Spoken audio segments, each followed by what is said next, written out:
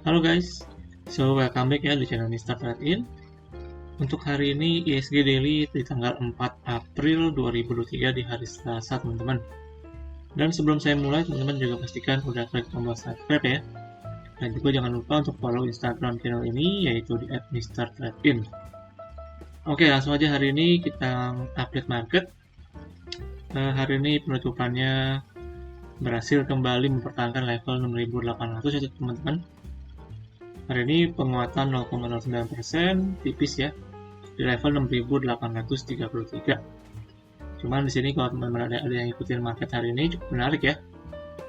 Sewaktu opening terlihat merah ya, cukup koreksi, tapi kemudian sewaktu closing nih ada sedikit tarikan ke atas teman-teman yang membuat secara penutupan akhirnya ditutup hijau tipis ya.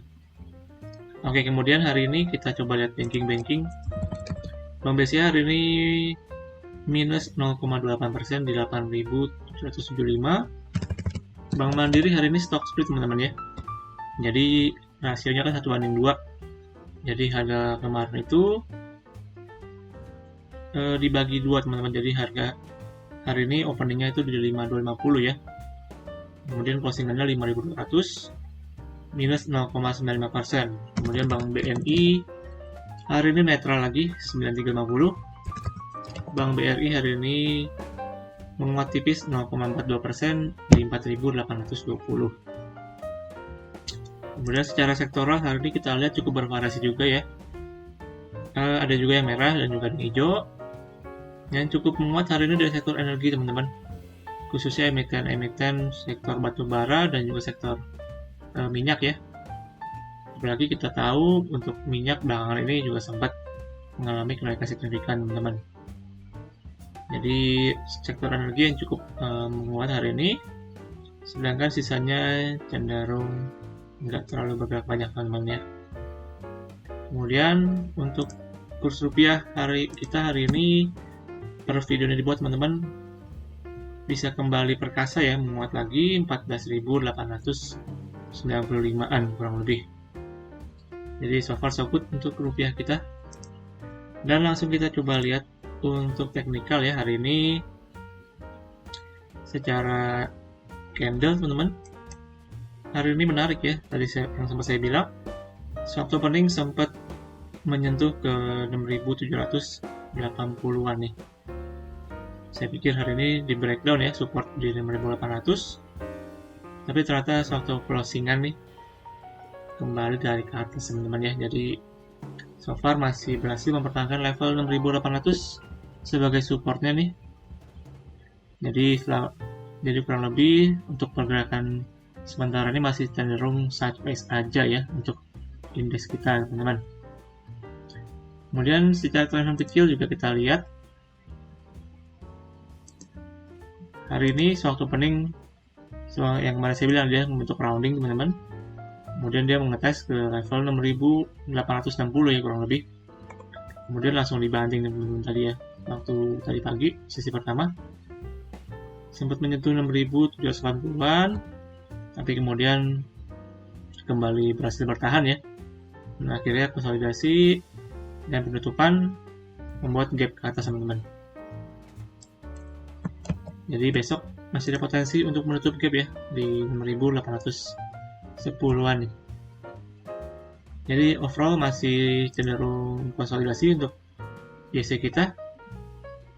Cuman kalau saya lihat di sini mungkin masih ada peluang untuk market menguji ke sekitar 6.890 ya. Karena saya lihat tarikannya cukup kuat juga. Jadi momentumnya mungkin saya rasa masih ada nih.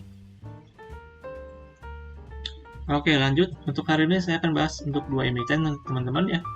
Hari ini yang akan saya bahas emiten pertama yaitu ini RANS ya, RUNS, yang merupakan emiten dari sektor teknologi teman-teman.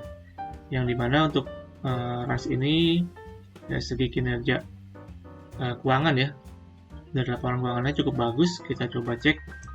Di sini saya berada untuk laporan keuangan tahunan dari PT Global Sukses Solusi atau kode emitennya RANS ya teman-teman. RANS tapi RUNS teman-teman ya, bukan RANS, bukan Rans Raffi Ahmad. Oke, di sini kita coba lihat aja langsung ke bagian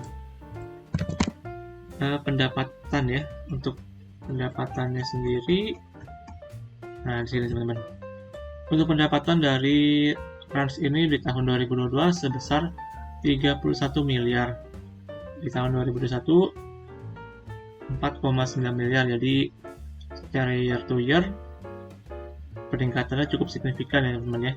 Kurang lebih ini naik mau 6 kali lipat ya teman-teman dari segi pendapatan. Jadi cukup bagus untuk dari segi laporannya nih untuk PT Global Sukses Solusi.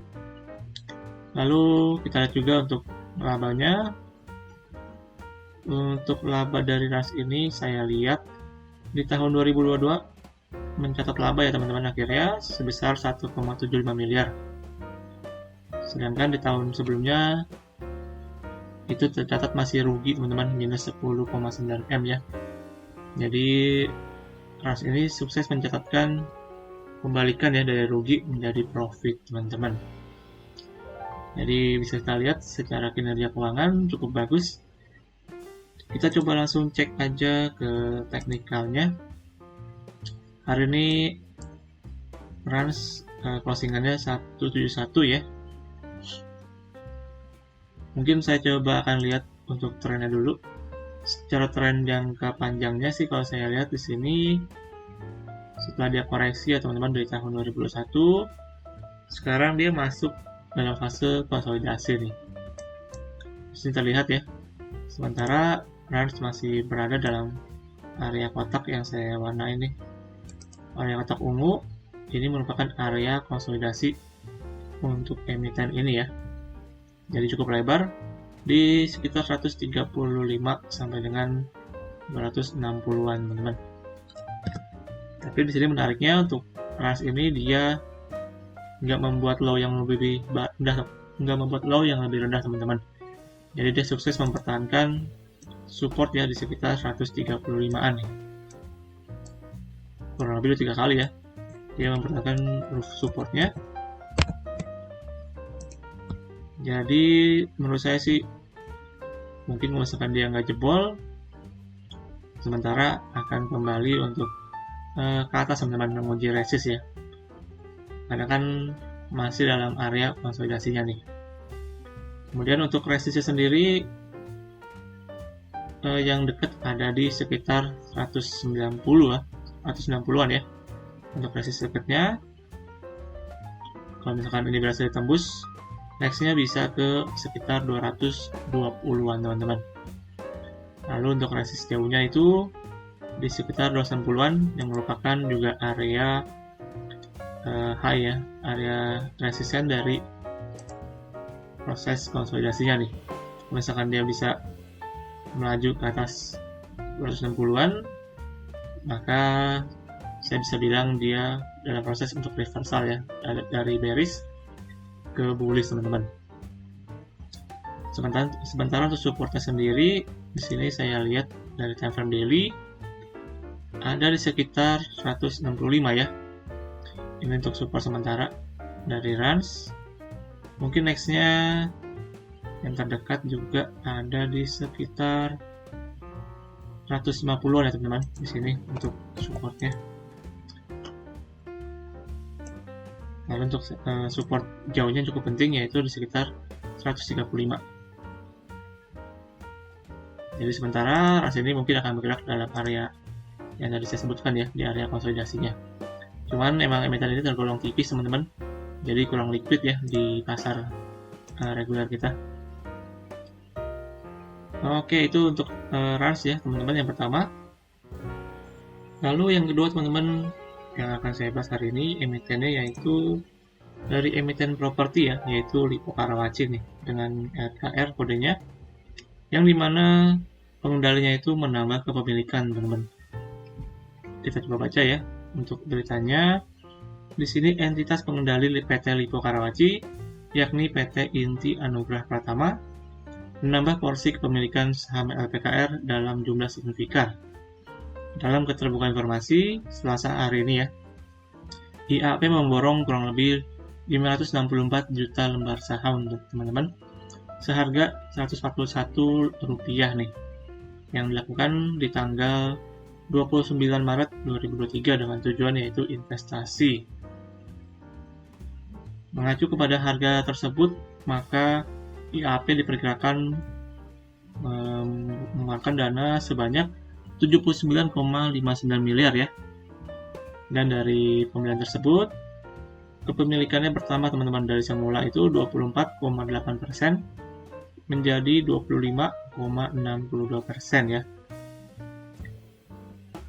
Oke, jadi itu beritanya dari pengendalinya yang melakukan pembelian ya teman-teman saham LPKR ini. Cuman tadi saya lihat untuk pembeliannya dilakukan di pasar nego ya teman-teman. Jadi nggak melalui pasar reguler nih. Kita coba langsung cek aja ke teknikalnya. Nah, secara teknikal hari ini LPKR closingannya di 89 ya. Jadi misalkan tadi kita lihat pembeliannya kan di tanggal 29 Maret teman-teman. Di harga itu di kisaran 90-an. Jadi pengendalinya ini belinya harganya cukup lumayan tinggi ya. Di 141 teman-teman di sini nih. Nah, untuk LPKR secara tren panjangnya kalau saya sebenarnya masih cenderung koreksi ya teman-teman ya. Di sini dari harga cukup lumayan tinggi di 1000-an dulu di tahun 2015. Sekarang harganya di bawah 100 teman-teman untuk emiten properti ini. Jadi sementara juga kalau saya lihat dalam tren panjang masih cenderung untuk konsolidasi, maksudnya koreksi ya, masih dalam fase koreksi, cuman sementara waktu mungkin akan juga sedikit technical rebound ya teman-teman. Karena kan dalam proses penurunan pasti juga ada proses kenaikan yang dinamakan dengan rebound ya teman-teman. Nah, untuk rebound sendiri di sini kita lihat ya, kemarin sempat menyentuh ke harga 67, kemudian langsung melesat tinggi ke 100 ya teman-teman. Kemudian sekarang dia lagi dalam fase untuk koreksi lagi nih dalam jangka pendeknya. Untuk supportnya sementara kalau saya lihat ada di sekitar 80-an teman-teman, 87 ya, 87, 85, 84, 83 teman-teman. Karena ini supportnya saya lihat cukup pendek-pendek ya teman-teman. Lalu support selanjutnya mungkin ada di sekitar 78 sampai dengan 73 nih. Lalu untuk resist terakhir yang juga merupakan harga low terendahnya ya, yaitu di harga 67. Sedangkan untuk resistnya sendiri saya lihat ada di sekitar 102 teman-teman.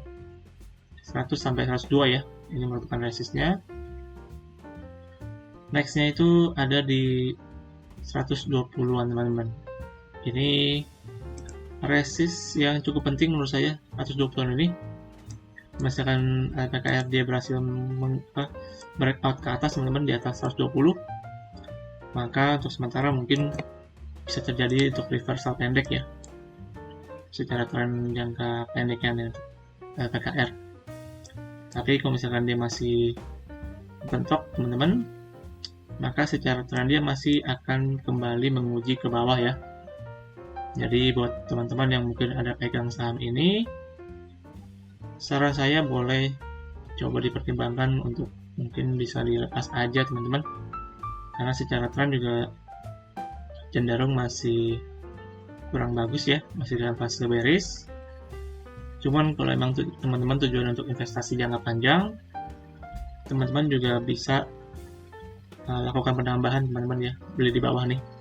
Mungkin ketika ada support di sekitar 70-an sampai 80-an nih, bisa ditambah ya teman-teman untuk porsinya. Jadi ketika nanti dia naik, kita dapatnya harganya di tengah teman-teman untuk harga pembelian ya, harga rata-ratanya. Tapi buat teman-teman yang mungkin baru mau beli, saran saya sih jangan dulu ya. Untuk momentum pendek mungkin bisa ya kita manfaatin untuk trading pendek. Cuma untuk panjang sih saya rasa masih butuh waktu nih untuk KPKR dia kembali untuk reversal ke atas, teman-teman. Oke, jadi begitu aja ya untuk hari ini pembahasan saya 2 emiten dan juga pembahasan tadi ya, yang pertama terkait ISG, dan juga berakhir untuk pembahasan kita di ISG Daily hari Selasa tanggal 4 April 2023, teman-teman. Dan jangan lupa teman-teman juga untuk lakukan kembali analisa ulang untuk setiap analisa yang saya berikan ya. Jangan lupa teman-teman juga untuk subscribe dan juga like video ini. Thank you semuanya. Buat yang mungkin punya requestan, boleh tulis di kolom komentar, nanti saya akan coba bahas. Oke, akhir kata sampai jumpa di video selanjutnya. Salam trading.